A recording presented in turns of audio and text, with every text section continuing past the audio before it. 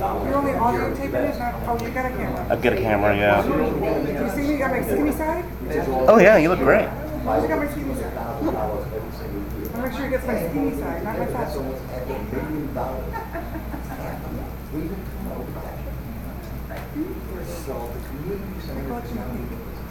I should rotate everything.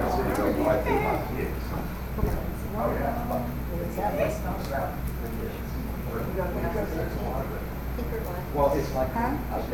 What? when they want to go to fire stands and There's a couple odd ones here. but it was a Cadillac. I didn't need all of it. And they didn't know the cars are nice. And our city was almost $1.5 million. I'm so glad that so many people came out. So where do I go to to get the service? And they've been a good one, you know, so. Yeah, that was another thing that was, you know, why do you all find, well, you get it, there's an issue. The overhead and the maintenance on the walls is outrageous. And there's no way for it to get the service being done. So, it all depends on how. Look at Significant other? $15 million just alone. I think it's going to work with this one. It's still going to get that. That's the comes up with the issue. Doesn't take it away. And we sat down. And the proposal that submitted was under one trip with the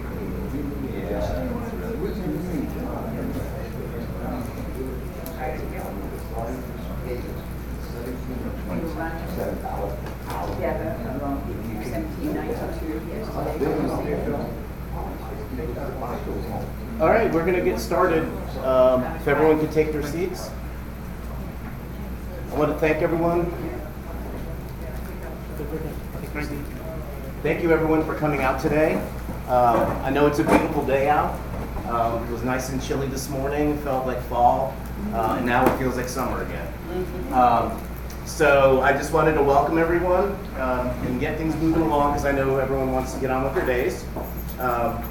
And today we're going to have two candidates running for seat 4, Eugene Kowalski and Phyllis Butlien, right? Yep. Okay, sorry. A little nervous. Hi, everybody.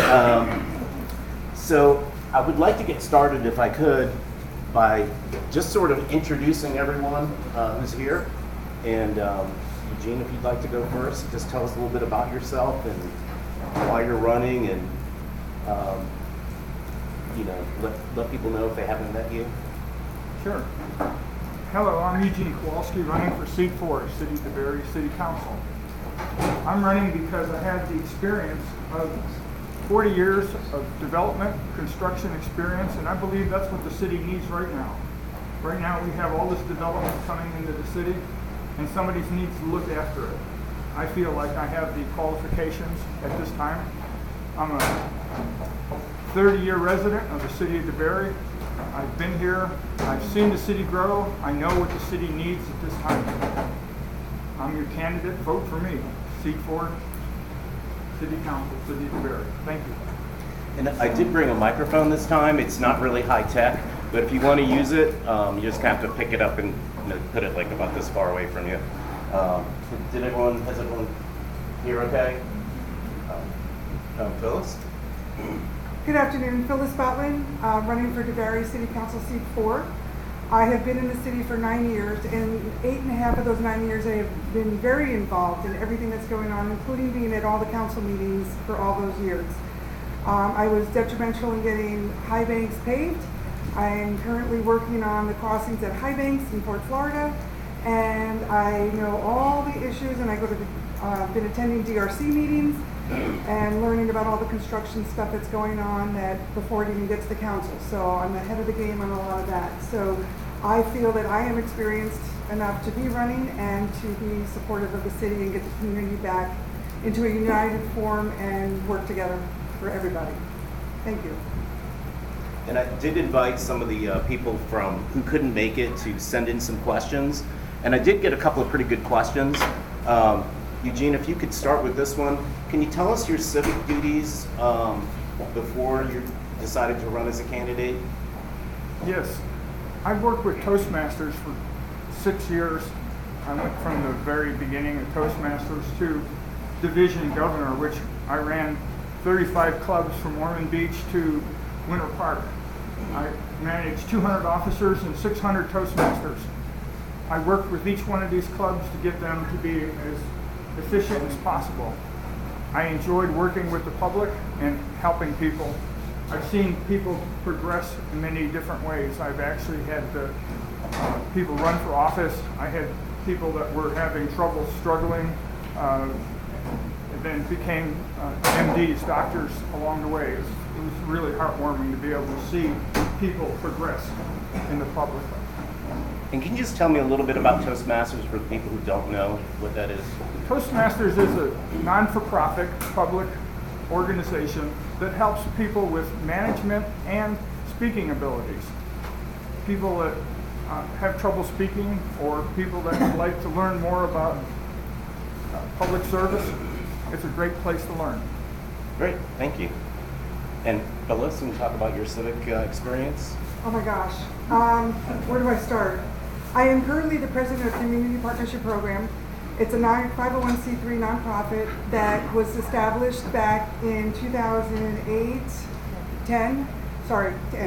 And they are the initial developers of the Freedom and Fireworks July 4th celebration. We have done that for all those years. I became president. I was a vendor and a supporter, and then became treasurer, now president. And we've done 7 July 4th, 4 Autumn Harvest Fest, movies in the parks, concert in the parks. I am the lead for Relay for Life, American Cancer Society, for the last 5 years. Been involved with them for about 6 or 7. And that's coming up at the end of March, if anyone wants to participate. And all the other things I do in the community. I've been on the school board. I'm a substitute teacher. I've been SAC committee for the schools for 8 years since I've been here. And there's, I'm sure, more things that I just can't think off the top of my head. Another one from the public. I thought this was a good question. Gene, when you look back on who you think did a good job on the city council, not including the current ones, because I guess that wouldn't be fair, but if you look back, who do you think that you did a really good job on the council in the past? Why? And would you try to emulate some of the style or accomplishments? Going back several years, I worked with Danny Allen on the city council. I have a lot of respect for him. He did, I think, went above and beyond and helped the community. I've also worked with Danny Tillis quite a bit on different issues along stormwater and different things that came up during the storms. I worked with both of these gentlemen during hurricanes and storm issues. I think both of them put a lot into this community and helped the community a lot. So they hands-on, was that the kind of thing? Yes, hands-on, made things happen, brought theme out to the neighborhoods, and it saw a lot of good things happen under their watch. You see yourself being like that? Correct. Okay. Great. Phyllis? Well, I've only been here 9 years, so I can only go with the council I've known for 9 years, although I know those gentlemen personally through my business and stuff, and the Chamber of Commerce. But I know Nick Koval was instrumental in getting the Public Works Department established. I know that there's been other communities that have communities that have been put together through the council. I know then some councils have dissolved those, but instrumental in being out in the community. Mayor Garcia has been out in the community even before I knew he was mayor. I knew him personally, and then he was the mayor. So seeing that, those are the people that I think affect the city and establish the city in a good basis. When you can say, I accomplished this and that, and look forward to it.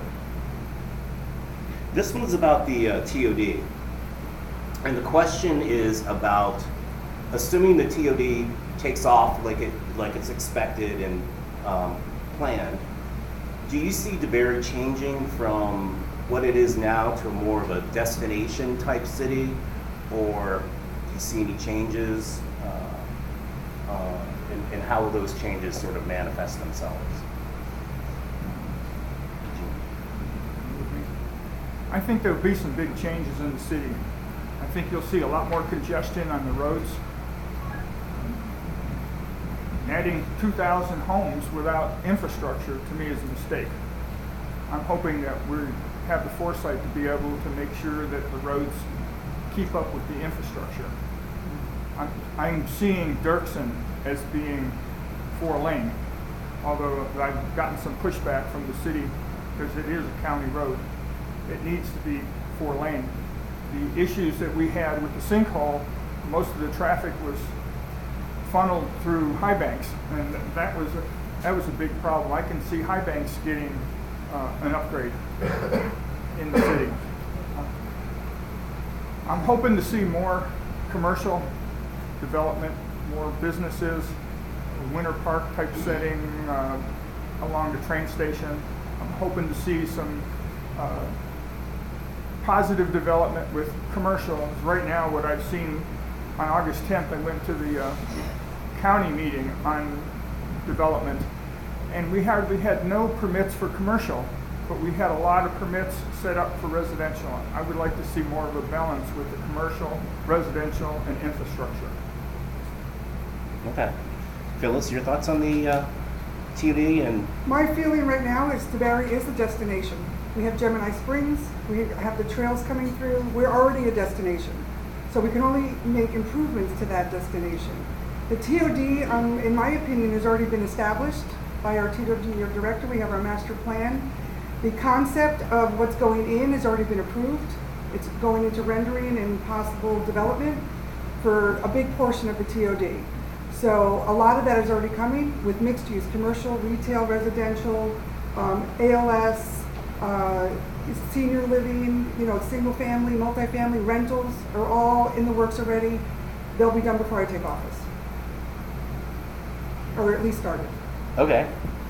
And then another one that keeps coming up over and over. People really want a succinct, where do you stand on the community center as it is now?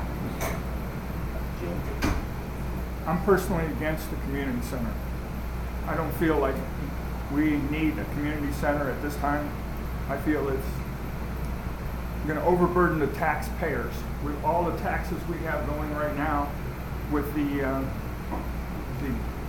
bonds and the taxes that we're paying, the interest that we're paying on the 30-year loan for the infrastructure that we put in for stormwater. That is a balloon payment every 7 years. We have to borrow that money. That's a lot of money to be borrowing. We don't have another $15-20 million to put into a community center, in my opinion. Phyllis, any thoughts on the community center? I haven't changed my values since the beginning. I went to a lot of those meetings, and I'm not against it. I'm against it now. I agree that the financing is an issue. I had wished there was a third option, and my third option would have been if we collect $150 from everyone now, can we put that into savings and put more money into it as opposed to 100% financing? So I have an issue with the financing position on that right now. So I'm not against it, but I'm against it now. Okay. Well, that's a good start for the questions I have from the readers. Is there anyone from the public that'd like to ask a question? Yes, sir. What do you all see as the most pressing issues in the city now? And what plans do you have to address those issues? Sure. One of the main issues we have right now is the stormwater system. It's been on the edge. I've been there for several years, and it keeps coming up and keeps coming up. And I think Howard Gates made a very good point. We need to get rid of this. We need to fix the issues we have. We need to aggressively pursue that funding. And I have people tell me that, why don't we just take the money from the community center and put it to the stormwater? Well, we don't have the money for the community center. So we're not starting with $12 million on the community center. So if you're misinformed on that, but I think we need to focus on the stormwater system and get these residents up to par to where the rest of the city is. As far as I'm concerned, the most pressing issue in the city is replacing the council. We're going to have 3 new council members, a mayor included. The city manager's leaving and the city clerk is leaving. That's 5 key people in the city that are leaving that we need to address and bring up to speed fast. We can't do anything until we get those people in place and all working together. To me, that's the most important issue in the city right now. The infrastructure and everything will come later, but we have to get the folks in place working together before we can do anything in the city. Can I rebut? Anyone else? Yes, ma'am. Okay, our current city council made a poor decision, I think, to decrease the millage rate. We have Amendment 1 coming up. If Amendment 1 passes, DeBary's going to get less money for the police, and, you know, it's going to affect us. We've got stormwater. Given the fact that it looks like it's decreasing faster than it is in the whole, how do you think, how would you address this next year when all of a sudden you're giving a budget that's possibly incorrect? Did everyone hear that question? Anyone who did not wants to recap? Okay. So the question is about what if Amendment 1 passes? I think that adds another homestead exemption and decreases the revenue from, I think, what, 180,000? Well, 240, thank you. So you're gonna have, you went to rollback this year, and you're gonna lose 240 probably. What would you do? Phyllis, let's start since we. Well, we need to look at the budget, and we need to see where we cannot spend this year to make sure we don't overspend. If there's something that we can cut and hold off until we find out when the election happens in 3 weeks, if that passes or not, if the community center passes, there's a lot of things that are pending based on November's vote that we need to really wait and see. But there are certainly items in the budget that we can hold off on right now that have been approved, that we can maybe push back and say, let's wait and see what happens and go from there. I don't believe the budget's been cut in any way. Outside of the income coming in, the expenses going out has only gotten greater. So we need to relook at that and see where we can push off any other expenses going forward and hold back on any further spending until we can figure all this out and where we are going to be after the elections. Gene? I believe the amendment allows for an additional $25,000 homestead exemption on homes valued over $100,000. Now, the values of these homes are going up with inflation, and I believe they're putting that $25,000 in there to make a balance between the inflation. Our values in homes have gone up substantially. I know that when I bought a property in DeBary 33 years ago, and what it's worth now, it's gone up probably 10 or 15 times. So there's a lot of increase in property values. So I can see the value on that side. But then on the other side, we're going to have issues with the budget, and we need to work on those issues. And I've been looking through the budget that we had this year and seeing areas that we could possibly make some changes. But it'll take some time and working together. What I'd like to do is set up a committee of residents to go through the budget with me and ask them where they think the most logical places would be to cut money. Okay. Anyone else? Yes, sir? Want to follow up on that question? Yes, sir. Both candidates mentioned that a little bit about reduction. I would really be interested in doing specifics rather than generalities. We're in those existing budgets. You can see places that you could cut or would cut or would recommend cut. I can't tell you right now. I haven't looked that much into the budget, but I feel like there's some areas that we can cut, and it's going to take a little bit from this pot, another from this, and a little bit from that. But I think we can make some better decisions in the city as a whole.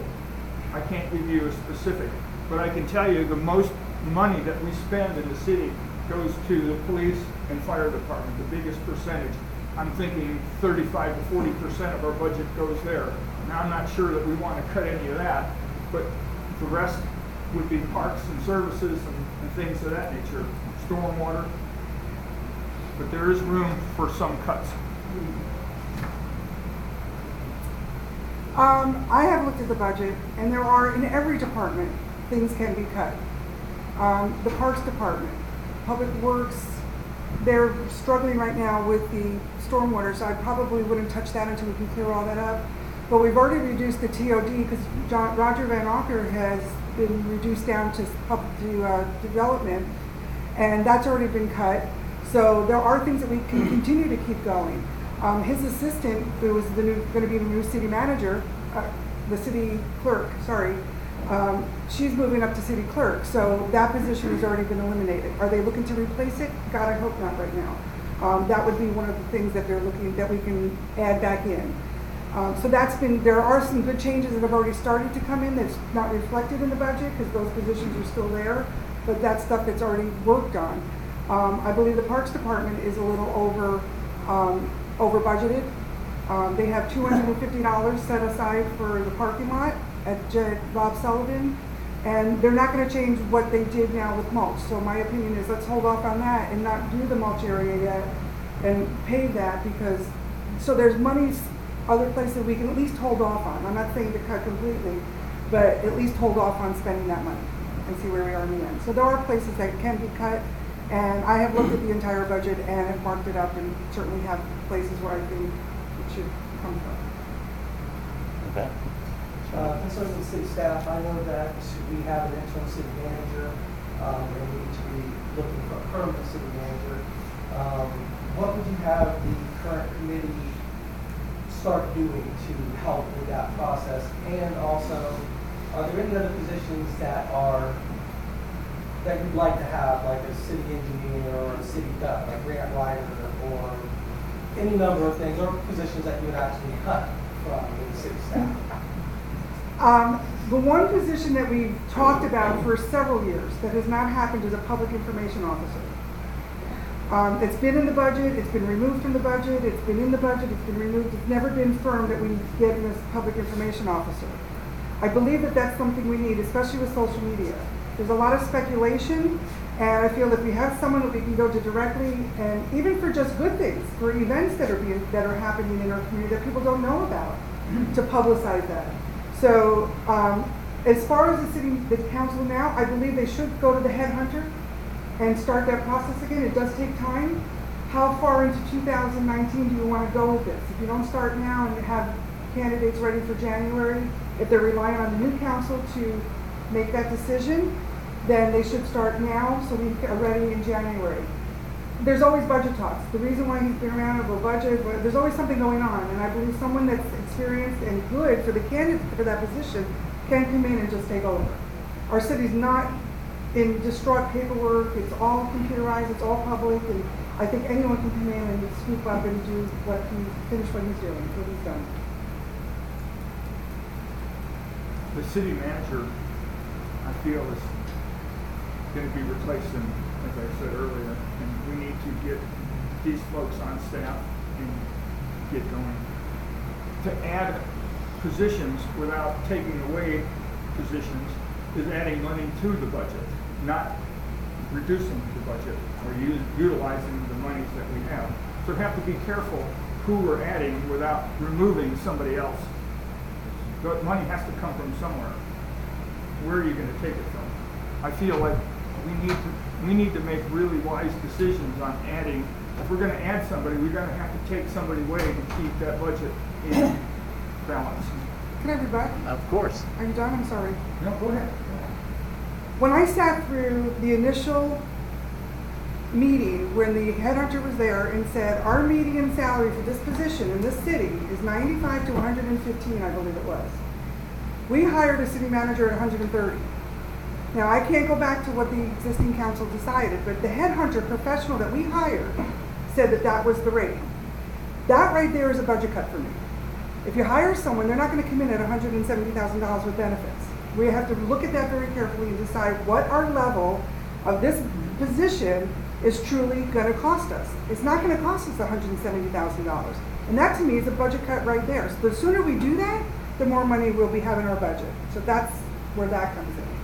And that's why, attending these meetings are very important. Could I clarify the 130 versus the 170? 130 was his base when he was on 1099. We went up to W-2. They bumped him to give him the net number pretty much the same, and then he added benefits. which totaled, I believe, it's close to $170,000 Thanks. per part-time. Gene, do you have anything you Did want to I add answer to the that? question? I want to make sure I answered. I'm okay. Good. Okay. Anyone else? Yes, sir. First of all, are there limits on the number of questions I can ask?